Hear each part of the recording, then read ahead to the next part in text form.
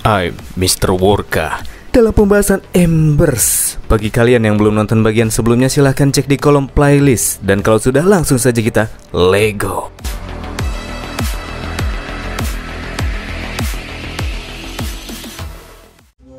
Karena ulah si gembul yang memotong papan iklan untuk menyelamatkan diri sendiri, pada akhirnya Yeyu Ailey jatuh ke dalam mulut tanaman red green. Begitupun dengan Taiyi yang terjun ke bawah untuk memberikan bantuan. Sementara itu si gembul yang ketakutan dan lari karena nggak mau mati ditendang sama Li Hua ke tanah. Li Hua juga begitu jengkel, juga mukulin si gembul, bahkan sampai berani menodongkan senjata ke arahnya. Padahal Yeyu sudah percaya sama si gembul, tapi dia malah meninggalkannya supaya bisa selamat sendirian. Memang sampah yang menyebalkan menurut Li Hua.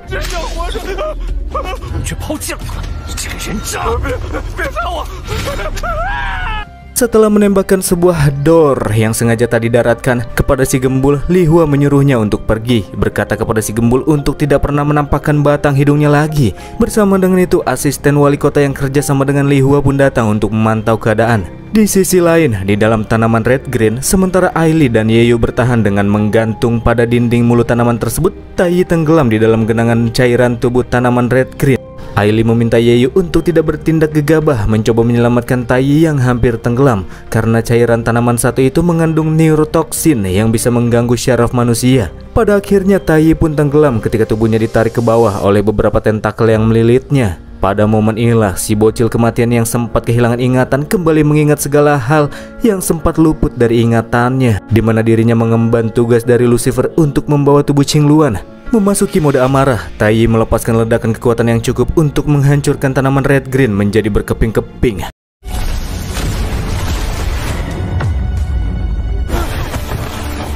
Bocil yang terlihat lugu itu kini telah berubah menjadi seperti monster kecil yang berniat untuk menangkap Yeyu.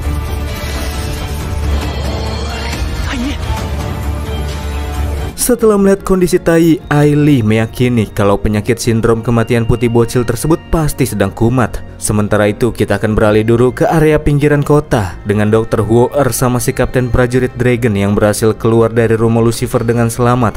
Kapten merasa penasaran apakah yang Huo-er bilang kepada Lucifer sampai-sampai mereka bisa dibiarkan pergi begitu saja. Pada saat ngobrol, Huo-er sebelumnya menyampaikan jika proyek Qingluan itu merupakan sebuah kegagalan. Udah gitu aja. Huo-er juga yakin jika Lucifer nggak bakalan menyakiti mereka, karena faktanya si Kapten Prajurit Dragon adalah anak kandung Lucifer, makanya dia juga ikut ke sana. Sampai saat itu si Kapten sama sekali nggak pernah memahami jalan pikiran ayahnya. Terlebih sejak kecil mereka juga jarang berinteraksi layaknya keluarga. Dia selalu merasa takut sama si ayah. Di lain hal, Kapten juga menyadari jika pengawal Lucifer, Yi Zhao, memiliki aura Honglian yang sangat kuat. Kata Huo-er, pengawal Lucifer itu merupakan makhluk Qian, bentuk lanjutan dari Honglian. Huo-er tahu karena dia pernah melihatnya dari data yang ditinggalkan sama Suo Qixi.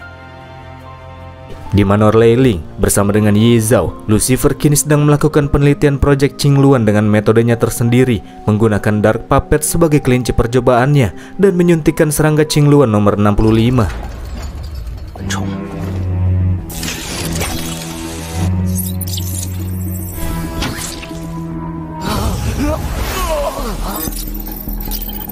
Ketika serangga telah tertanam pada otak Dark Puppet, fluktuasi energi makhluk tersebut mulai terjadi, sama seperti Yeyu yang mendapatkan kekuatan. Hanya saja Dark Puppet yang tak bisa dikendalikan itu berusaha untuk menyerang Lucifer.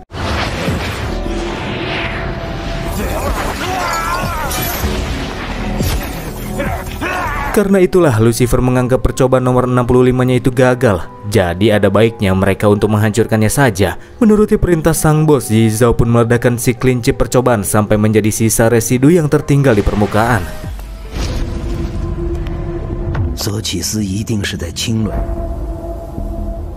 Lucifer cukup yakin jika Suo Qixi pasti telah mengenkripsi urutan gen serangga Qingluan, dan tanpa adanya data rancangan yang dibuat oleh Suo Qixi, Lucifer tidak akan pernah bisa mengalami kemajuan dalam penelitiannya. Yi Zhao kemudian menyampaikan, dalam permasalahan tersebut dia sudah mengerahkan Dark Puppet dalam skala yang luas untuk bisa mencari jejak Taiyi yang diyakini membawa data proyek Qingluan. Hanya saja saat ini komunikasi dia dengan para Dark Puppet itu sedang terputus gara-gara munculnya badai ionosfer besar. Ya, apapun yang terjadi, Yi Zhao berjanji kalau dia akan kembali membawa pulang Taiyi dalam waktu 3 hari.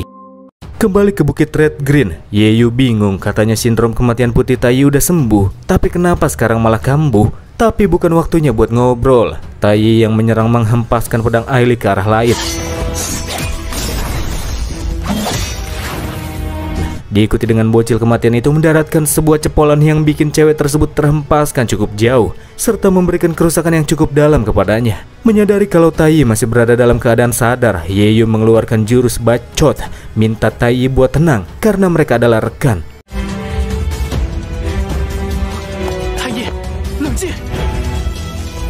Ingatan asli bocah polos itu memang menganggap jika Yeyu adalah teman, tapi ingatan tersebut tertimpa oleh ingatan lain tentang Lucifer yang menugaskannya buat membawa tubuh Qingluan, dan itu tidak bisa dibantah. Ketika Tai kembali melakukan penyerangan, Yeyu yang kena banting bocil kematian itu bikin kantong panahan Yeyu terpental, bikin Ailey sama Yeyu nggak megang senjata lagi buat ngelawan si bocil.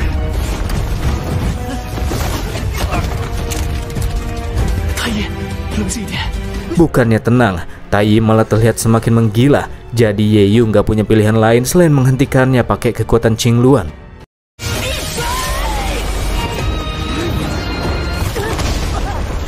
Tapi sebelum benturan terjadi, Nana muncul melepaskan sebuah tembakan Pink Blast, membuat Tai terhempaskan ke arah bebatuan. Belum ngucapin terima kasih, tapi Nana langsung bilang sama-sama.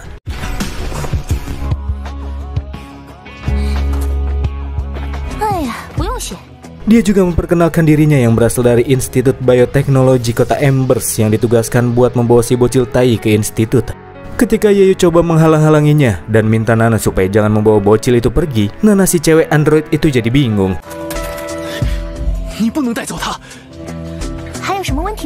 Padahal bocil kematian tersebut sebelumnya menghajar Yeyu dan Nana datang sebagai penyelamatnya. Setelah diselamatkan, bukannya bilang terima kasih, sekarang Yeyu malah menghalang-halanginya. Terus apa alasannya? Nana kemudian melepaskan gelombang kejut kepada Yeyu dan bergerak untuk mengambil si bocil kematian.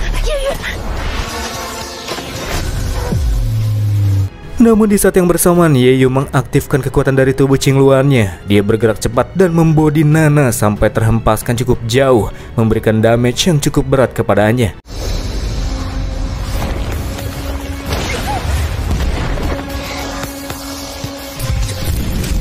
Setelah kembali bangkit, Nana makin bersemangat mengetahui fakta jika Yeyu memiliki kekuatan Qingluan sebelum kemudian mempersiapkan serangan lanjutannya. Akan tetapi Yeyu yang bisa bergerak begitu wush-wush dan tak terprediksi bikin Nana nggak bisa menguncinya. Pas ngelepasin serangan jarak jauh, Nana berpikir dia sudah berhasil menumbangkan target, tapi ternyata nggak kena.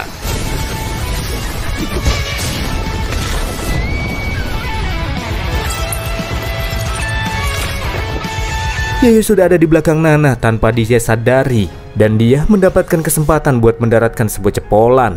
Sayang sekali, sebelum kena cepolan super itu Yeyu malah pingsan. Tubuhnya nggak kuat nahan beban dari kekuatan Qingluan. Jadi pada akhirnya Nana bisa membawa bocil Tai dengan gampang. Sekalian dia juga akan membawa Yeyu bersamanya.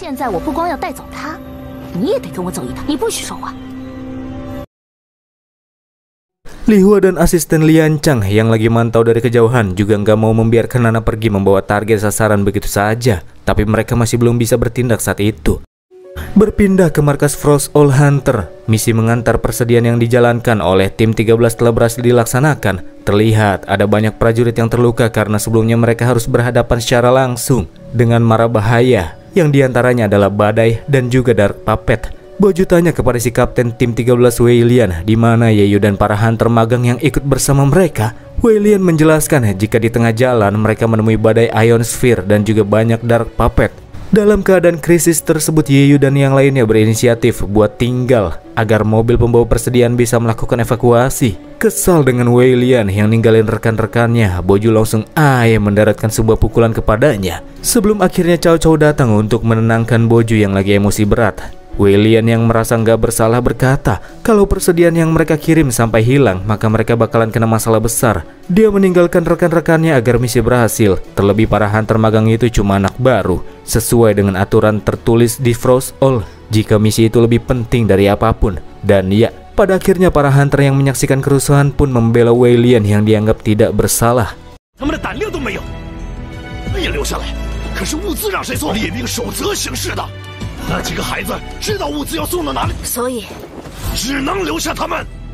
Tapi semuanya berubah ketika Ailey datang ke sana. Wei Lian cukup kaget, dia berpikir Ailey sudah mati, tapi kenapa dia bisa kembali? Ailey yang datang sendirian ngasih tahu Boju kalau teman-temannya seperti Gembul dan Li Hua menghilang tak kemana. Sedangkan Yeyu dibawa oleh orang dari kota Embers. Ailey juga ngungkap fakta kalau sebelumnya para hunter magang disuruh nahan para Dark Puppet dan diminta bersiap untuk mundur setengah jam kemudian. Tapi pada akhirnya si Kapten 13 malah meledakkan jembatan yang digunakan sebagai jalur buat mundur. Dari situlah akhirnya keburikan Wei Lian terbongkar.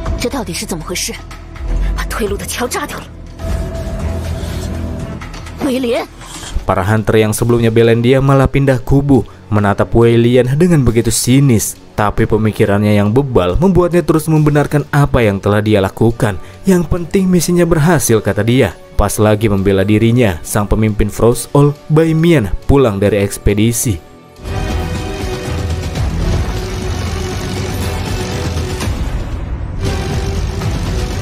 Terkait dengan kasus Wei Lian, karena kapten tim 13 itu memang tidak melanggar aturan tertulis Frost All Hunter, Bai Mian memilih untuk tidak memperpanjang permasalahan tersebut. Keputusan itu membuat Boju merasa sangat kesal, terlebih Bai Mian lah yang sudah membuat aturan itu. Dia mengungkit-ungkit masa lalu, kata Boju dulu sebelum Suo Cishi meninggal, Hunter tuh nggak kayak sekarang. Dia juga mengingatkan kepada Bai Mian yang pernah berjanji akan membalaskan kematian atas Suo Cishi. Tapi sekarang bukannya hanya sang pemimpin membiarkan Wei Lian merusak citra yang dimiliki oleh Frost All, Bai Mian juga malah menjadikan organisasi mereka sebagai anjing penjaga buat kota Embers. Sambil membuang rencana Frost All, Boju menegaskan kalau dia akan keluar dan berkata kalau dulu mestinya dia pergi saja bersama dengan Fei Ming.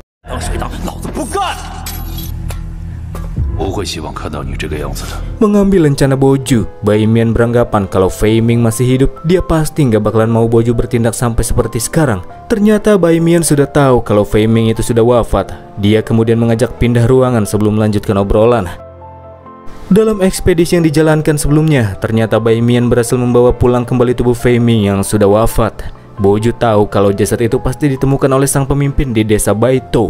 Karena sebelumnya setelah melakukan penilaian terhadap calon hunter baru, Boju langsung pergi ke desa tersebut. Hanya saja dia tidak berhasil menemukan jasad Fei Ming. Boju mengetahuinya dari Yeyu, murid Fei Ming yang kini telah menjadi calon hunter. Hanya saja Yeyu sekarang menghilang setelah mengalami kecelakaan ketika mengikuti misi. Dan dari laporan Ailey, Yeyu dibawa oleh orang dari kota Embers. Itulah yang bikin Boju kesal setengah mati sama Wei Lian dan kelompoknya.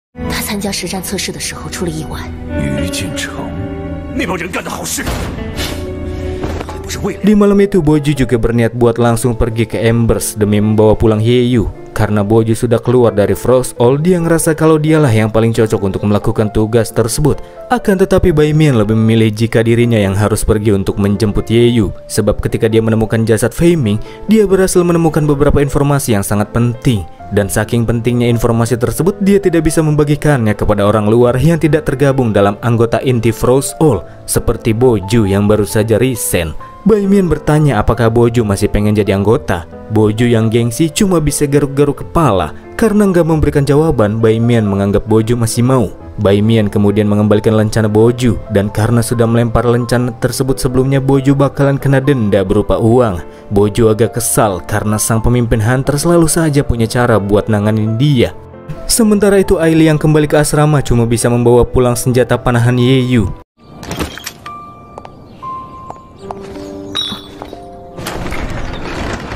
Pas Ailey ngeliat botol minuman yang gelinding di lantai, dia kembali mengingat pas lagi ada di titik terendahnya, Yeyu pernah memberikan bantuan kepadanya, memberikan ceramah-ceramah motivasi supaya Ailey tetap punya keinginan buat terus hidup. Ailey kemudian kembali mengambil senjata Yeyu dan keluar dari asrama. Selanjutnya Ailey lah yang akan memberikan bantuan.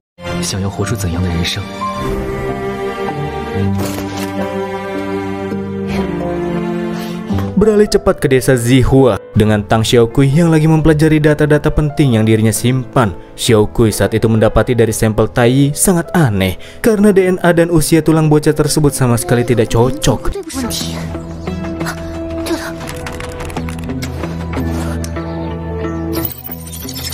Setelah menyelidiki lebih lanjut, dia akhirnya mengetahui kalau Tai sebenarnya bukan terkena sindrom kematian putih kayak Ailey. Dan ngomong-ngomong soal Ailey, orangnya tahu-tahu muncul ngomong sama Xiaokui kalau dia pengen masuk ke kota Embers.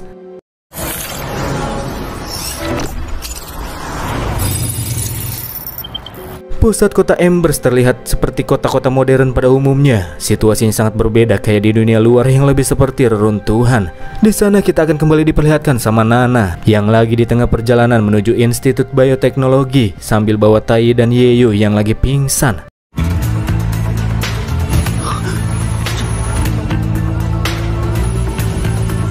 Ketika kembali sadar, Yeyu yang melihat-lihat area sekitar kota dibuat cukup kagum. Sebagai orang kampung, baru kali ini dia melihat sebuah kota modern yang beroperasi secara normal. Ketika Yeyu tanya sebenarnya mau kemana Nana membawanya pergi, di tengah jalan tahu-tahu mereka dihentikan sama prajurit Dragon yang menjaga Embers.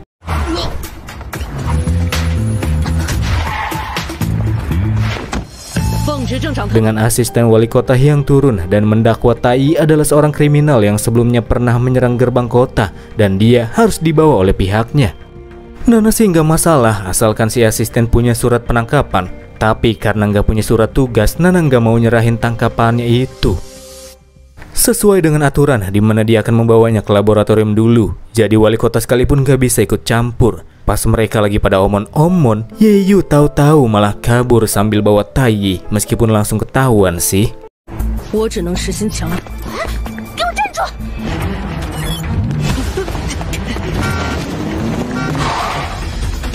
Setelah menghindar dari setiap mobil yang melintas, ujung-ujungnya Yeyu kembali diringkus. Dan pas banget, mobil yang berhenti di tengah jalan itu adalah mobil yang dikendarain sama Huor dan Kapten Prajurit Dragon.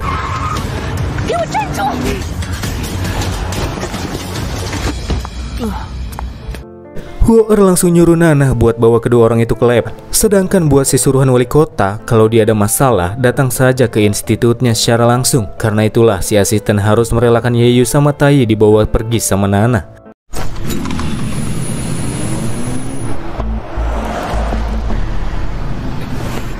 Setelah wali kota dapat laporan dari asistennya yang sama Li Hua yang kembali tanpa membawa pulang Yeyu yang punya tubuh Qingluan, beliau akan bertindak sendiri, turun langsung untuk menemui Dr. Huor. Faktanya Li Hua ini adalah anak si wali kota, dan karena tubuh Qingluan sudah berhasil ditemukan, misi Li Hua buat jadi mata-mata di pangkalan Hunter sudah selesai.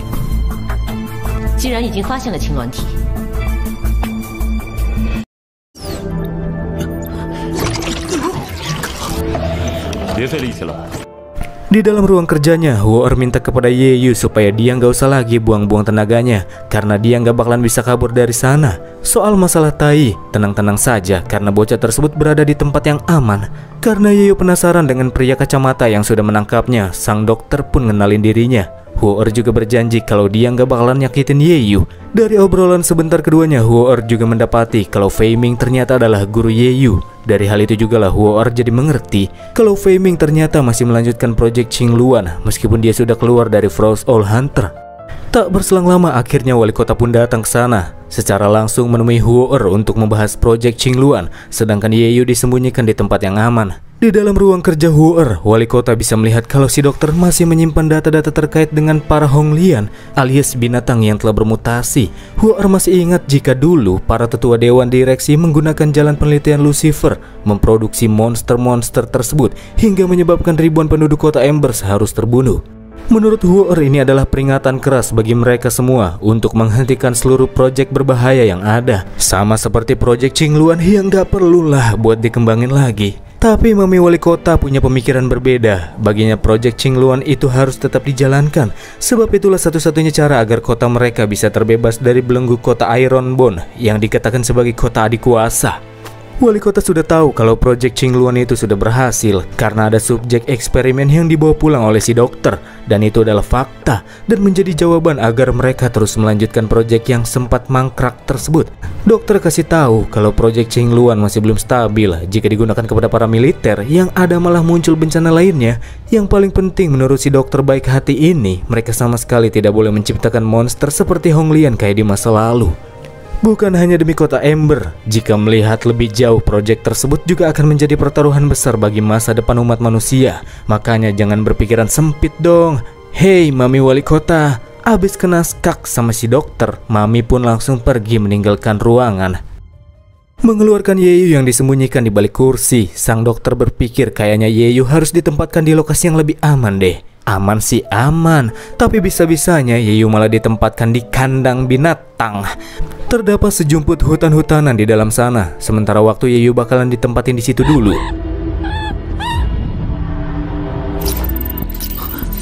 Di balik dinding kaca, Yeyu juga bisa melihat Taiyi yang masih dalam keadaan tak sadarkan diri. Di malam harinya, karena Huor mau keluar kota, dia menyerahkan penjagaan kepada Nana. Dokter yakin kalau wali kota pasti akan kembali melakukan tindakan. Nana mengingat kalau sebelumnya pas lagi rapat, ada sebagian dewan direksi yang setuju untuk tidak melanjutkan proyek Qingluan. Lalu kenapa mereka tidak minta bantuan saja sama para dewan agar wali kota nggak berani ngambil tindakan secara langsung? Itu nggak boleh dilakukan, kata si dokter. Menurutnya para dewan masih belum boleh mengetahui adanya subjek Qingluan yang masih bertahan. Huor pun kemudian pergi dari sana. Tepat setelah Huor berangkat, Nana menyadari adanya sebuah kejanggalan ketika dia mendapati kalau supir yang seharusnya nganterin Huor malah tergeletak tak sadarkan diri di dalam kamarnya. Dalam perjalanan, Huor heran kenapa si Pak Supir malah salah jalan. Kalau dilihat dari penutup mata yang dipakai Pak Supir, jelas dia itu adalah pemimpin Frost Owl Hunter. Nana yang gak biarin si dokter dalam masalah ngejar dia pakai motor Pinky-nya, dan terjadilah aksi kejar-kejaran di kota.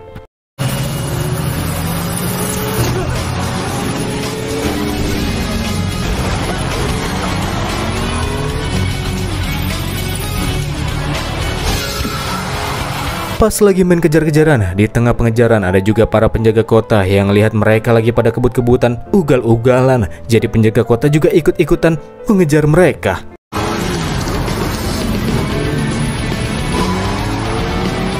Pas Nana naik ke atas mobil yang hilang kendali pun terguling dan jatuh ke area pembatas jalan.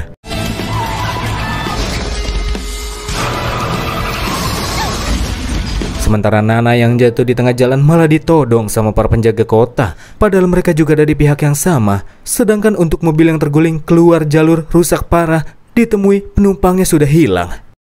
Beralih ke kota Ping'an, kota yang bisa dipakai buat senang-senang. Di malam itu dipenuhi oleh kobaran api yang panas. Ye Zhao membawa para robot melakukan serangan di sana dan menembak setiap dari mereka yang gak bisa jawab pertanyaan dari dia. Pertanyaan tersebut terkait dengan keberadaan bocil kematian Taiyi yang sisa-sisa jejaknya berhasil ditemukan di tempat tersebut.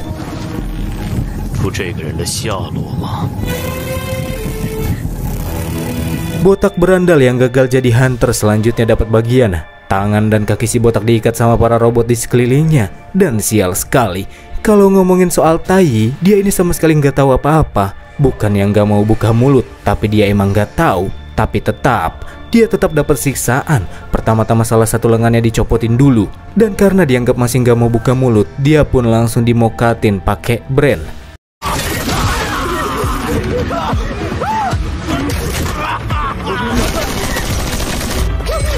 Karena semua orang di sana nggak tahu, Ye Zhao berniat mokatin mereka semuanya. Sebelum akhirnya si Gembul angkat bicara di tengah ketakutannya. Gembul ngasih tahu kalau bocah tersebut sudah tewas di Bukit Red Green. Gembul lagi nggak bercanda. Pas lehernya dicokot sama Ye Zhao, dia pun berkata kalau Gembul sama sekali nggak berani bohongin Ye Zhao tentang kebenaran jika Taiyi itu sudah mati di Bukit Red Green. Ye Zhao kemudian melepaskan Gembul, bikin Gembul berpikir kalau dia berhasil selamat karena udah ngasih tahu informasi. Tapi sayang sekali, karena Ye Zhao nggak mau membiarkan mereka semua yang ada di sana untuk tetap hidup. Para robot pun kemudian melepaskan hujan tembakan kepada mereka, termasuk si Gembul. Akhirnya mati juga NPC tak bernama itu. Terima kasih buat teman-teman yang udah nonton sampai menit terakhir. Like please.